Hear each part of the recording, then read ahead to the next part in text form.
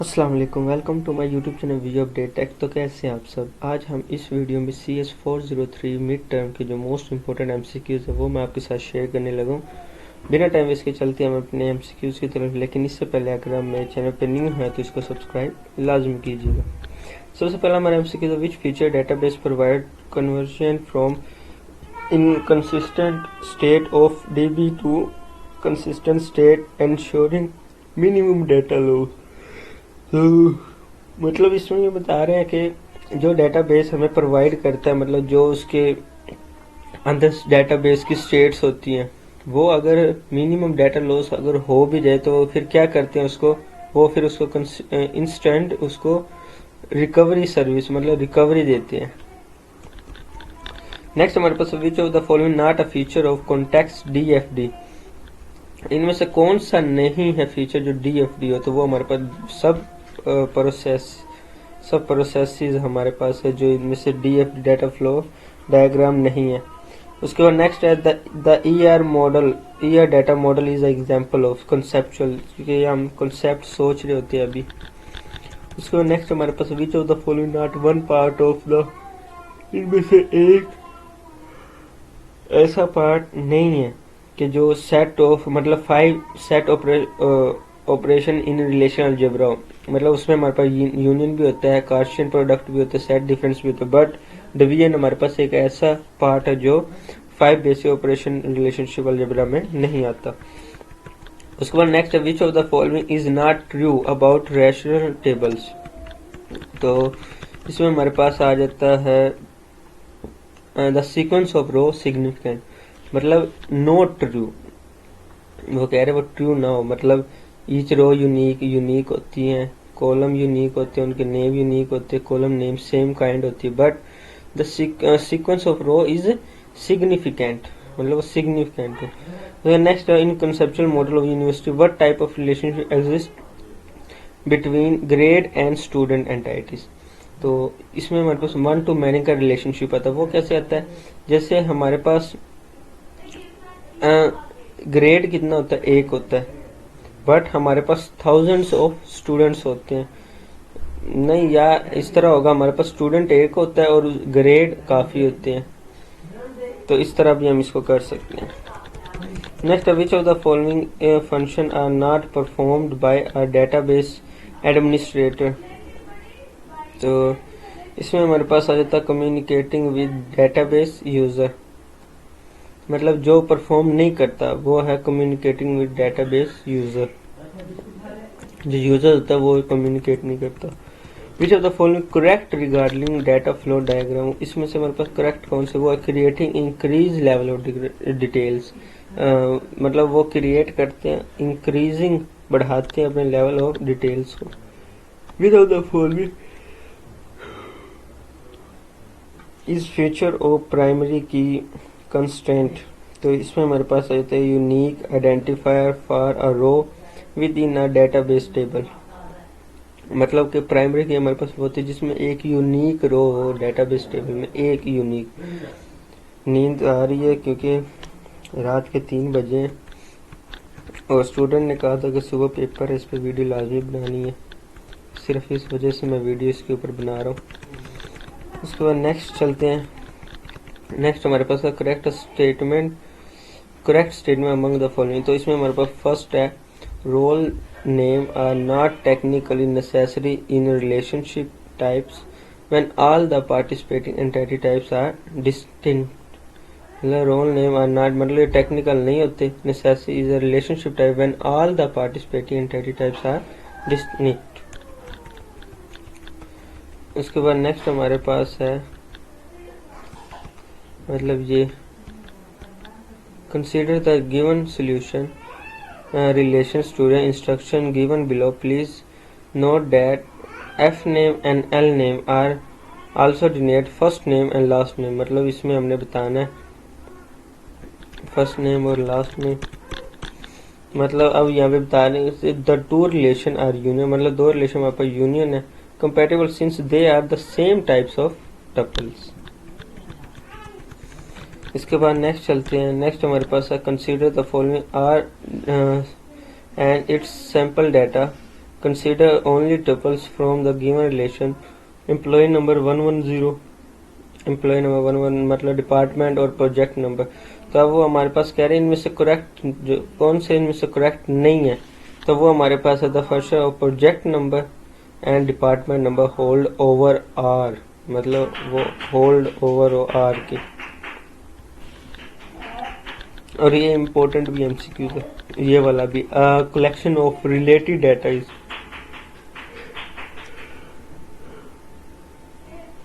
Mean जो data को हम मतलब जो डाटा हम कलेक्ट करते हैं डाटा, वो हमारे पास एक डाटाबेस होती है।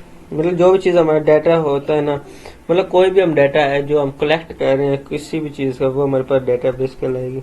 अ collection of concept that can be used describe the structure of database. तो कंसेप्ट हम उसका मतलब एक क्या करते हैं, स्ट्रक्चर बयान कर रहे हैं उसका डाटाबेस का, कॉन्सेप्चुअल, और हम कलेक्शन करते हैं, वो हमारे पास एक डाटा मॉडल आता है। नेक्स्ट है a type entity. Entity type is coherent set of similar objects that we want to store data. Coherent set similar subjects that we want to store data of student courses and का। इसके बाद next हमारे पास है in an ERD the focus is on the dash and the relationship between them. मतलब ERD जो हमारे पास model है, मतलब उसका फोकस होता है एंटाइटीज, मतलब एंटाइटीज के दरमियान रिलेशनशिप को वो फोकस करता है। उसके बाद नेक्स्ट हमारे पास है which of the following concept applicable with concept of 2NF। तो इसमें हमारे पास होता है फुल फंक्शनल डिपेंडेंसी। नेक्स्ट है हमारे पास ये भी इंपॉर्टेंट है, in a conceptual database model likely represent by very identifier for a class grades, जिसमें हमारे पास सबसे पहले स्टूडेंट की आईडी देखी जाती है और स्टूडेंट कोर्स। बाकी इंस्ट्रक्शन कोर्स सिलेक्शन ये बात की बात है, जब तक हमें उसका यही नहीं पता होगा, मतलब उसका ये कंसेप्चुअल है ना। मतलब कोई भी नया स्टूडेंट आया, हम कहेंगे इसकी आईडी और इसका कोर्स नेम बता दो, हम इसको बता देंगे इसने कहाँ जाना है, ये वो।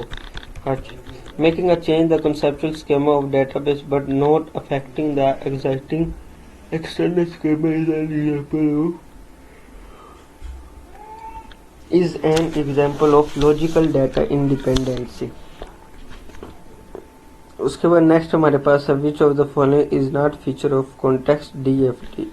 इनमें से कौन सा फीचर नहीं है, वो हमारे पास सब प्रोसेसर है, प्रोसेसेस जो मैं ऊपर ही बता कर रहा हूँ।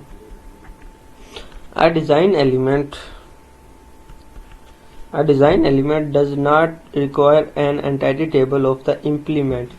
तो इसमें हमारे पास जो मल्टी वैल्यू एट्रीब्यूट्स होते हैं वो हमारे पास नहीं होते, रिक्वायर नहीं करते। सो नेक्स्ट है which of the following is a feature of check constraint. तो इसमें हमारे पास होता है limit the value that can be placed in a column. उसके बाद नेक्स्ट चलते हैं which of the following constraint enforce referential integrity. तो इसमें हमारे पास आ जाते हैं फॉरेन की, और ये इम्पोर्टेंट है, consist and force reference integrity, तो ये हमारे पास फॉरेन की आ जाती है। इसका नेक्स्ट है consider the property ID village name lot area which of the following dependency. इसमें हमारे पास सबसे पहले आ जाता है the functionality depends on area, फिर वो village name and validities of 3NF पर डिपेंड करते हैं। नेक्स्ट हमारे पास है which of the following feature enforces a relation into second normal form.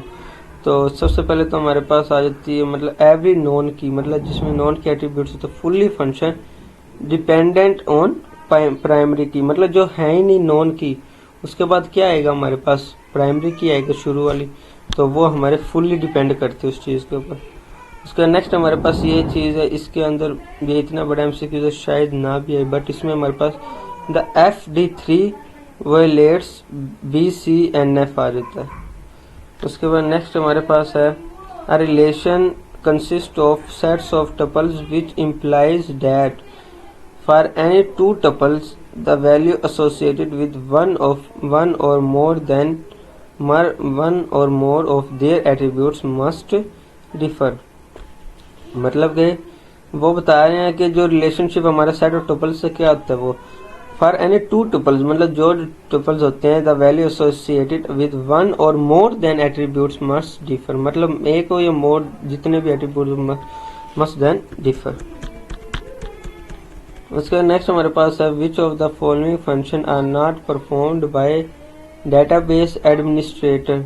इसमें हमारे पास है communicating with database user, communicating with database user. इसके बाद नेक्स्ट चलते हैं। नेक्स्ट हमारे पास है which of the following correct regarding database. तो इसमें हमारे पास आ जाते हैं creating increase level of details. उसके बाद नेक्स्ट हमारे पास है इतना बड़ा MCQ, consider the following statement a conceptual schema result conceptual design logical description of all the data elements of the relation. इसमें हमारे पास बी और सी जो है ना वो हमारे पास इसका करेक्ट है। Next which of the following are true the relation model. तो constant is a true restricted the value of database, ये हमारे पास ट्रू है। Which of the following feature of foreign key. तो इसमें हमारे पास जो फॉरेन की का फीचर है वो हमारे पास होता है use to enforce referential integrity. उसके बाद नेक्स्ट हमारे पास ये फॉरेन की वाला गेन आ गया और इम्पोर्टेंट भी है।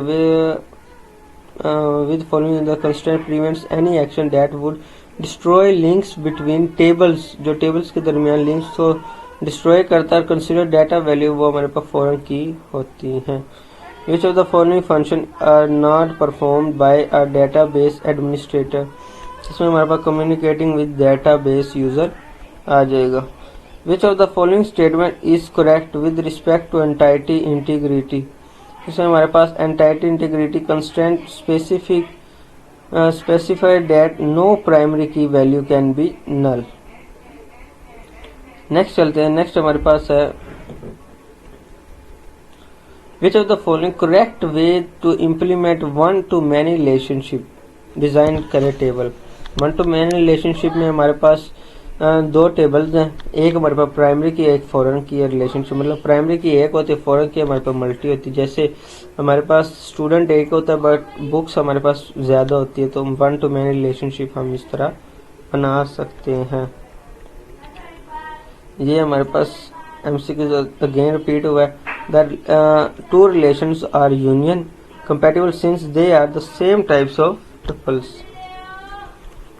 नेक्स्ट चलते हैं which of the if w x y z attributes relationship of the following interface dependency is a correct मतलब x हमारे पास जो है वो डिपेंड करता है y z पे और y x हमारे पास डिपेंड करता है y पे, तो इस तरह हमारा ये ठीक हो गया। नेक्स्ट है which of the following is not benefit of the normalization. तो मैक्सिमम रिडंडेंसी से हमारा नॉर्मलाइजेशन कोई बेनिफिट नहीं होता। A collection of related data is database important है ये। Who is responsible for authorizing access to the database for coding and monitoring its use मतलब जो एक्सेस देते हैं हम डेटाबेस की मतलब जो उसको यूज करे उसको मॉनिटरिंग करें या कोऑर्डिनेटिंग करें वो हमारे पास डेटाबेस एडमिनिस्ट्रेटर के अंडर सब कुछ होता है। A dash relation exist when association is maintain with in a single entity. तो इसमें हमारे पास यूनिटी आ जाता है। अ unity relationship exist when an association is maintain with in a single entity. Unity हमारे पास एक सिंगल एंटिटी होती है, टर्शियरी हमारे पास 3 होती है, बाइनरी 2 और वीक फिर होती है वीक है। A dash entity primary key is a totally derived parent entity the relationship, तो ये हमारे पास weak आ जाएगा। The property of dash enables of entity subtype inheritance attributes and relationship of a subtype, तो ये हमारे पास inheritance आता है। नेक्स्ट चलते हैं has part of database naming convention attribute name should use suffix such as id number code for a, ये हमारे पास एक प्राइमरी की होती है। Database management system operating system applicable and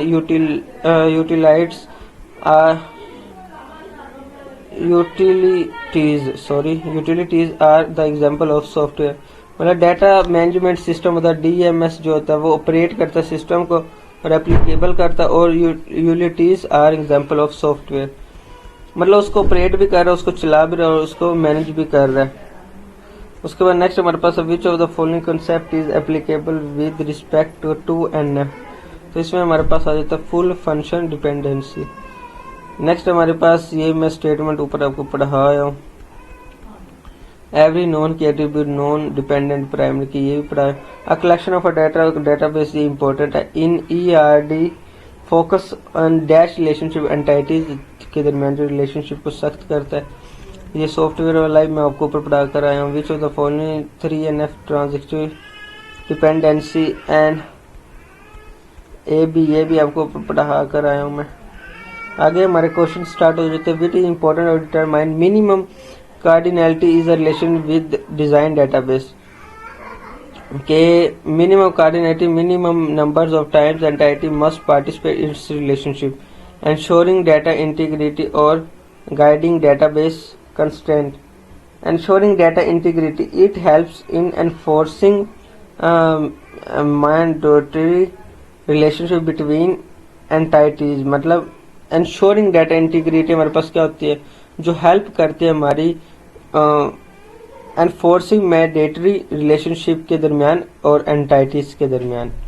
उसके बाद guiding database constraint है, it guides the implementation of node, null and foreign key constraint in the relationship schema।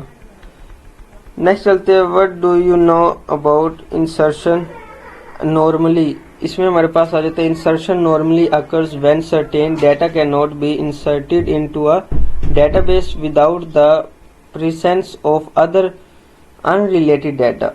मतलब insertion और अब नॉर्मली हमारे पास वो होता है जिसके अंदर हम जब भी हम कोई डाटा मतलब इंसर्ट करते हैं वो नहीं होता, और database without permissions of other unrelated data भी उसके अंदर ऐड हम नहीं कर सकते। This is a commonly poorly normalization tables and can lead the redundant और इनकम्प्लीट डाटा स्टोरेज।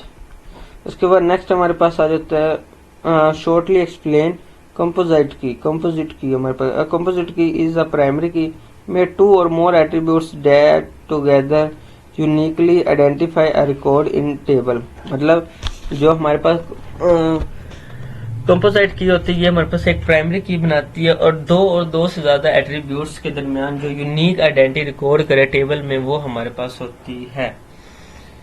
इसमें हमारे पास आ जाते हैं स्टूडेंट की कोर्स आईडी और उसका स्टूडेंट आईडी और उसकी course ID. What is the three important objectives using data types with specific attributes? Three importance हमारे पास ये आ जाते हैं, डाटा इंटीग्रिटी और एफिशिएंट स्टोरेज एनेबल्स ऑपरेशन। जो डाटा इंटीग्रिटी होती है इसमें हमारे पास मतलब हम इंश्योर कर सकते हैं ओनली वैलिड डाटा को स्टोर कर सकते हैं, जो इनवैलिड हो वो हम नहीं ला सकते। एफिशिएंट स्टोरेज हमारे पास optimize memory usage based on data type design. मतलब जो हमारे पास एफिशिएंट स्टोरेज होती है उसके अंदर हम ऑप्टिमाइज कर सकते हैं डाटा टाइप डिजाइन को। नेक्स्ट हमारे पास एनेबल ऑपरेटर्स, मतलब हम सपोर्ट कर सकते हैं वैलिड ऑपरेटर्स को। तो उम्मीद करता हूँ आपको यहाँ तक लेक्चर की समझ आई होगी। मिलते हैं इंशाल्लाह नेक्स्ट वीडियो में। टेक केयर, अल्लाह हाफिज।